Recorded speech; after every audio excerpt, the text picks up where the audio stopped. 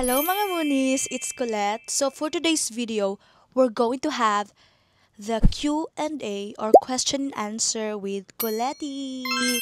So ang first question natin is, what pushed you to do vlogs? So syempre, ang nag-push talaga sa akin is dati, nagva-vlog talaga ako pero hindi naman ganoon ka grabe high quality na camera or something high quality like this na may mic.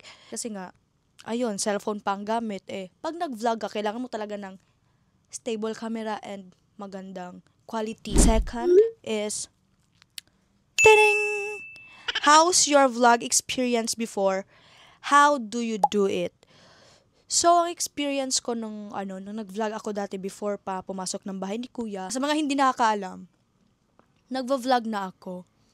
And ang binavlog ko is about sa school or sa field na pinag-aaralan ko, which is ang aquaculture. So, binavlog ko yung paano kaming mag-culture ng shrimp, magpakain, and other activities. At saka, yun, I'm just sharing my knowledge sa mga tao na hindi pa gaano alam or hindi pa gaanong kakilala ang field ng aquaculture. Question is, what do you wish to do or show on your vlogs? Syempre, ang gusto ko lang naman gawin sa vlog ko is to show you my daily life or to show you my mga ginagawa sa buhay or sa mall shows or sa showbiz or anything, travel, cooking, eating, kahit ano ang i-share ko. Basta sa vlog, ganun. Kahit mga kakulitan, ganun. Next question. So, ano ang aabangan ng fans sa vlog mo? Kung ano ang Colette sa daily life or sa mga lakad and anything na mga vlogs. Kasi it's my first time to vlog talaga ng ganito. As in, na mag-vlog ng ganito kalinaw, high quality and good quality with the mic and anything. Next question is, who is your dream collab and why? My favorite girl pop and the most magandang sumayaw. Actually, dalawa sila. First, si Ate Maha. And second, si Ate Maha. Si Miss Maha and si Miss Sarah. Kasi gusto ko silang makakulab sa sayawan. O, diba? Asap ka agad. Baka naman. Charis. Gusto ko sila makakulab kasi ganun, parang doon din ako kumukuha sa kanila ng yung parang gusto ko ng ganito, gusto ko maganto. Dahil sa kanila kaya gusto kong sumayaw at kumanta. Ganon. So, ayun na nga. Tapos na tayo sa mga how's your experience? What do you think? What do you wish? Anong aabangan? So, ang next na naman natin is life update. 3 closest housemates. Lahat sila close ko. Siguro kung sabihin natin na pinaka na band pagkatapos ng PBB, siguro si Kuya Dong at saka si Kuya Pat and si Riz. Sila talaga kasi siguro paglabas ko sila yung nakasama ko kaagad and tumulong sa akin and naging family ko dito sa labas ng bahay ni Kuya. Although, naging family ko naman sila lahat pagkalabas. Kahit sa loob ng bahay ni Kuya, naging family ko naman sila lahat. And the next is favorite or core memory inside the house. Pipiliin ko pa din yung sumigaw ako sa bahay ni Kuya, yung sa baby task. Sumigaw ako because siguro hindi dahil doon, hindi ko na-realize yung mga pagkakamali ko and something na hindi ako aware sa mga maramdaman ng ibang tao dahil ginawa ko yun. Siguro napadala din ako sa emosyon. And marami ako na-realize dahil doon. Yun ang pinaka-core memory ko. And ngayon, binabalik-balikan ko pa din siya, panoodin. Kikita ko sa sa TikTok, ganon. Minsan tinitignan ko sa YouTube, ganon.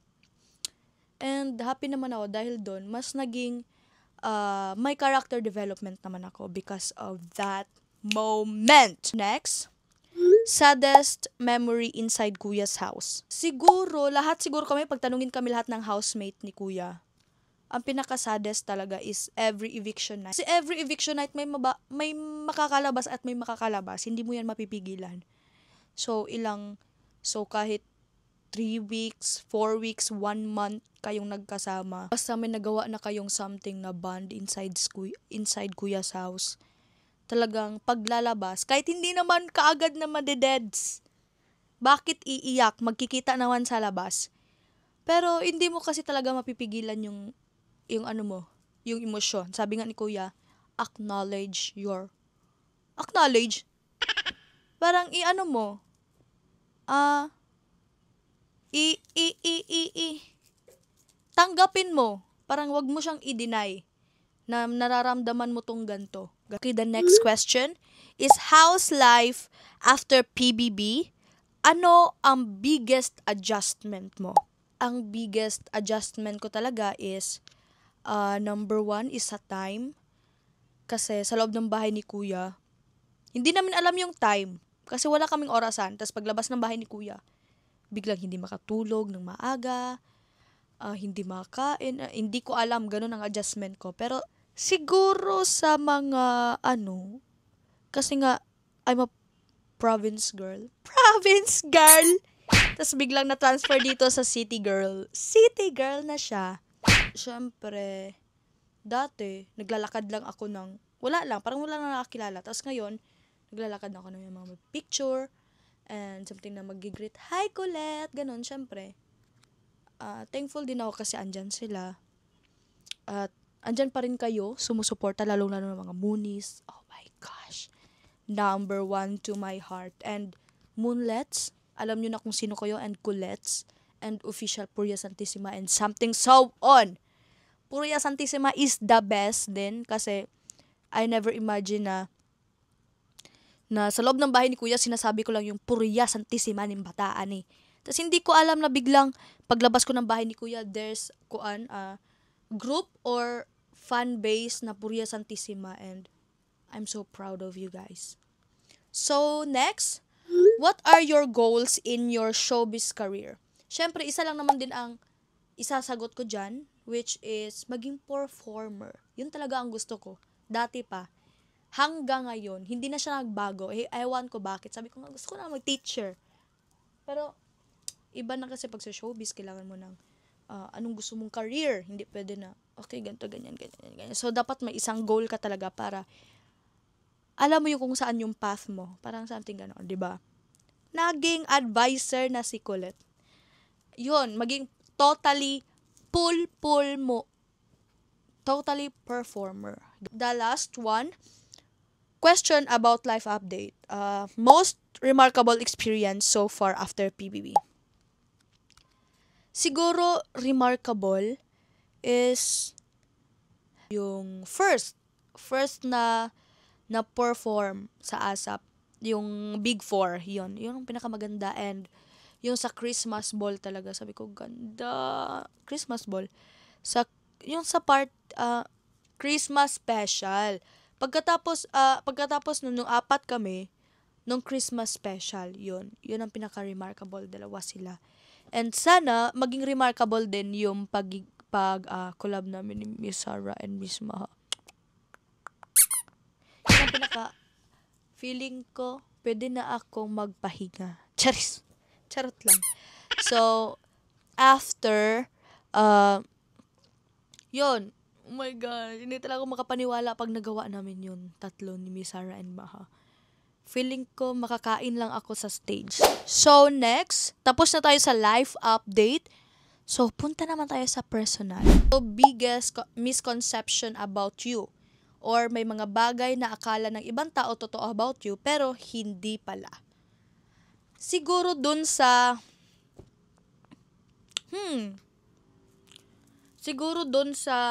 mga sinasabi nila na kahit sino ng lalaki yung nilalapitan ko, and something na sorry sa term, but the term is malandi. Kasi guys, for me, kilala nyo naman ako, super na makulit na bata talaga, and super friendly sa mga tao na nakapaligid sa akin. And pag na-appreciate ako, mas ina-appreciate ko kung ano yung pinapakita, yun din ang ipapakita ko. Kung ano ang pinapa-feel, yun din ang pinapa-feel. Next question, if you go back to your pre-celebrity life or bago mag-showbiz, And do one thing na hindi mo magagawa ngayon. Ano yon? Siguro yung mag-work sa VA. Kasi dati nagtatrabaho ako ng VA eh. Pero ngayon hindi ko na siya magagawa kasi nga, eto, busy schedules, may mga schedule na full so wala na akong time na mag-work sa online. So yun, sana nakaipon pa ako ng sobrang dami. So next, what do you love about being a celebrity? And what is the hardest part about being a celebrity? Ang pag-perform, siguro ini-enjoy ko lang talaga lahat ng mga ginagawa ko. The way ako portray, the way ko sinushow yung sarili ko sa ibang tao, the way ko pinapakita yung talent ko sa mga tao, paano ako mag-perform, yun ang love ko. Bakit love ko ang maging celebrity? Because of that, na gusto kong i-show yung talent ko, ipakita kung sino ako, and my love sa pagsayaw, pagkanta, pagiging makulit, ganun. The most hardest part about being celebrity, lahat naman siguro, is the hardest part is the bashing, the stress, the pressure. Although, hindi naman ako pinipressure, pero there are times talaga na, ma-pressure ka kahit hindi ka naman pinipressure, kasi ganito ganyan. And, yun lang, advice lang talaga na, if ganun, wag talaga magpadala, lalo na sa bashing and something, everything. Next, anong ginagawa mo during holiday break? Umuwi ako sa bahay and nag-celebrate ng New Year, and nung Pasko dito ako. Pero nung New Year, umuwi ako, nag-celebrate. And kasi matagal din ako hindi nakauwi sa bahay. So, hindi ko din nakita yung mga tito, mga tita, mama, papa, kapatid, mga pamangkin, ganun. Okay, next. If you could talk to Nicolette na hindi pa PBB housemates, what would you tell her? Siguro ang sasabihin ko kay Self na lang, kasi si Self yun. Ang sasabihin ko kay Self, wag kang sumuko. Yun lang. Just continue what you've started. So, yun lang. Continue mo lang kung anong nasimulan mo at wag kang susuko. Kasi alam mo, Self, sa sarili mo, na never naging choice ang pagsuko. Okay? Perfect! So, next, if you could speak to your bashers, what would you tell them? Siguro, ang sasabihin ko lang sa mga bashers ko, keep it going. Kung saan kayo masaya, okay, go! Hindi ko kayo papakialaman. Because hindi ko kayo makokontrol, hindi nyo ako kilala, hindi ko din kayo kilala. Hindi nyo alam kung saan ako nanggaling, hindi ko din alam kung saan kayo nanggaling. So, correct. Yun lang. Next, if you could speak to a supporter, what would you tell them? Pa rin kayo sa tabi ko, kahit anong mangyari, kahit anong nangyayari sa ating paligid. And always remember, wag nyong ipahamak ang sarili nyo dahil sa akin. Wag kayong mag-bash, wag kayong manakit ng tao dahil sa akin.